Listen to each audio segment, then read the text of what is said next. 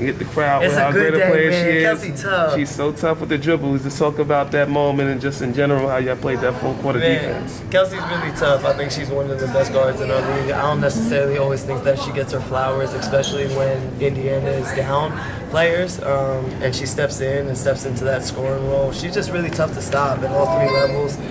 So when I can get a stop in the mix, and you just try to make her night as hard as you can. You try to make every shot contested. She's gonna make hard ones, but when you can get those stops, you're like, man, I did my job. Gosh, you embrace the all we got, all we need mantra out there. So when there are newcomers like Steph Talbot, presumably Emma Meeseman coming in, how does team culture, particularly that mantra, adapt and evolve with such high-profile additions? Yeah, I think our team culture and our environment in the locker room is super welcoming, so there doesn't really need to be adjustments. I think our locker room allows people to be themselves authentically, both off the court and on the court. And with on the court, Steph has played for Sandy for years with the Opals, so she fits into our schemes and to our offensive sets because they're not necessarily that different.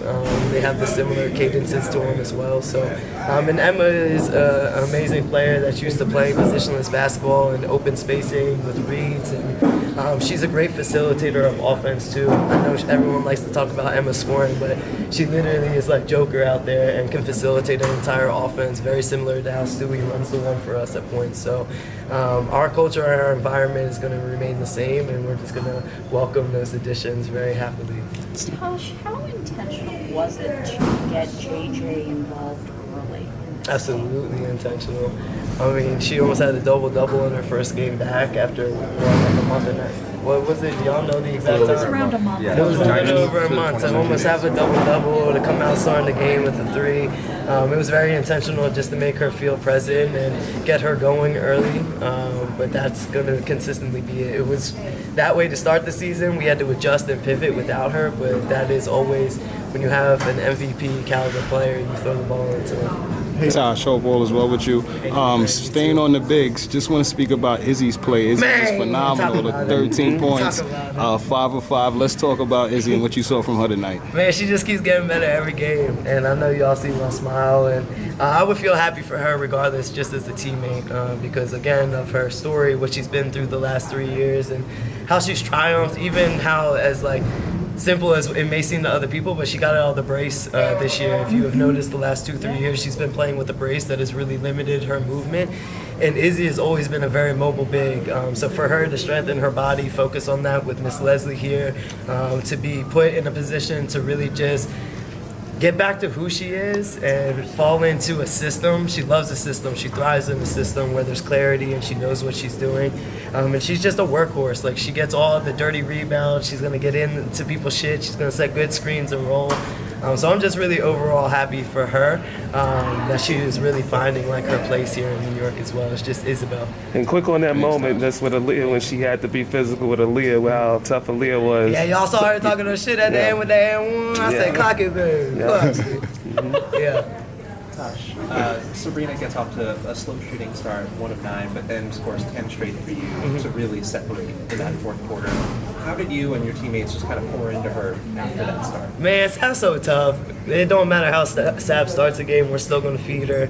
We're still going to expect her to get shots up. And when she sat a lot of that third quarter, so when she came in the fourth, she was very intentional. But that's just like, also the gamer that Sab is. She's very consistent. There's no, oh, pity me, it's come in and do my job. And that's what she did, 10 straight points. And I think we do a really good job of finding her, but also just like feeding confidence into her. We don't ever panic when any of our players miss shots. It's just like, man, at some point they're going to fall. Have you talked to Emma yet? I sent her a message today, but my dog Emma, I love Emma for this reason. She really just beats the sound of her own drum. When she wants to answer you, she's going to answer you. She protects her peace, her mental. She's big on family time and taking steps away because of how much she pours into basketball and how much she gives to her teams and to the organizations that she plays for. So I very much understand when Emma takes space away and that's her time to do so. But, I still sent her a message today that I was excited and we're ready and waiting for her to welcome her in New York, and she's going to fit in perfectly here. I read that you found out you're an All-Star weekend yet. Yeah, I think players were saying slick shit to me, and I was like, man, I don't know nothing. But I think the rumors were kind of in the wind, and people were trying to see what my reaction was going to be. I was like, man, I don't know nothing. And then JK finally told me, I was like, man, I know something. But I was hyped. We kind of known that we've been one of the teams that she's picked, and again, Emma beats to the sound of her own drum. So when Emma calls you and tells you she's coming, you just figure out the contract and you write it up, and you wait till she signs her name on that dotted line. Okay, we happy it's our dotted line for sure. Coming out of that All-Star break with 2 new additions. Hey, I was just talking about you, girl. Yeah, did you? Oh, okay. Coming out of the All-Star break with 2 new additions. Now, just what does that say about the commitment of this franchise to put the best product up and forward? Let me talk. JK is one of the best GMs in this league. I know he likes to be like behind the scenes and all that stuff, and he loves to give flowers to us and not himself. But there is no other GM like him in the game. He does his due diligence. Obviously, with even landing a player like Emma, where you don't know if you're going to be here, but you just make sure that she knows everything that we entail. The people that he plugged in here, she was very comfortable with as well. So that kind of benefits us when it comes to her deciding. So across the board, JK has done a really good job. But our organization as well, like we're invested. Even talking about JJ and her break and going back to the Bahamas and how we take care of ours. Like, I was not lying when I say this is a top tier organization. A few more? Gosh, going back to that, obviously talking about how JJ was able to spend her break ramping up. I guess, what have you noticed when it comes to how hard she sort of worked to get to a point where she's saying to us, I feel like my conditioning is at an 8, which is pretty impressive for how long she's been out. Yeah, I mean, JJ's a pros pro. I will say that in our locker room, we really have pros. So if there's ever an injury, you don't ever have to worry about whether we're doing our work. We're in here every day. JJ has been in here every day. Long mornings, long afternoons, rehab. Even going back home to the Bahamas, it was a good reset for her mentally, emotionally, to see her family as well, to have her bucket filled and to come back. But she still worked her ass off while she was there. That's really hard if you know what a beach in the Bahamas look like to get your ass in the gym. That shit is hard. So when I tell you that dedication is there, it is there from her. And we're really happy to have her back and thankful that she worked her ass off to get back early. Tasha, I want to ask you just about with Slim, because everyone talk about the sign, but My poppy cried. not only with her shutting it down with the sign, but her shutting it down when Glorilla was dancing. Did y'all know she was doing choreography like that and go that hard like that? I know that Slim is my poppy crowd. That's my fellow crackhead with energy. So that's just how she always is. She's such a light. I was just really happy for her over this weekend. I think that Slim should have been voted in by everyone just off rip.